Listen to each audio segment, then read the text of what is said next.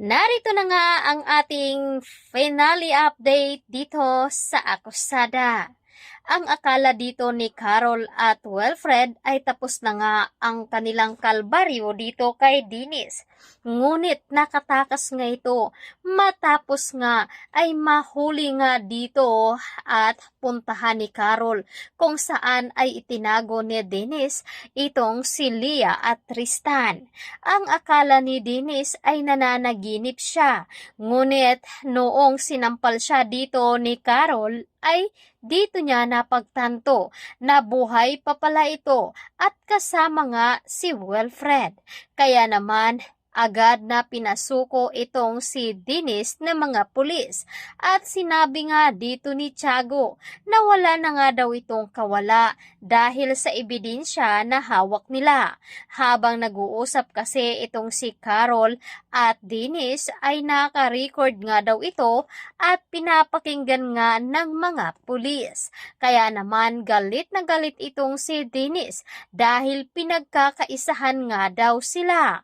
Kaya naman, habang nandoon na nga ang lahat at pinapasuko nga itong si Dennis, ay sakto naman na may hawak nga itong lighter at hindi nila alam na sa paligid ay binuhusan nga ng gasolina dito ni Dennis. Kaya dito siya kumuha ng pagkakataon upang makatakas. Hinabol naman ito ng mga pulis. Ngunit hindi pa nga alam dito ni Carol at Wilfred kung mahuhuli ba nila ito dahil hindi nila alam kung sino nga ba ang magiging kasabwat niya. Kaya dito na nga habang nasusunog ang lugar kung saan ay hinahanap naman nila itong si Tristan at Leah. Sa kabilang kwarto naman kung saan ay nagising na nga itong si Leah at nagulat ito sa paligid dahil marami nga daw usok. Kaya dito na nga nagsusumigaw itong si Leah at sa kabilang kwarto din kung saan ay itinago doon si Tristan. Ngunit sugatan nga ito dahil binaril nga ito ni Dennis. Makakaligtas pa nga ba itong si Tristan at Leah? Samantalang muli ngang nagsisimba itong si Carol at Wilfred at humihingi nga sila ng pasalamat sa Diyos dahil ay muli nga daw silang magkasundo ni Carol.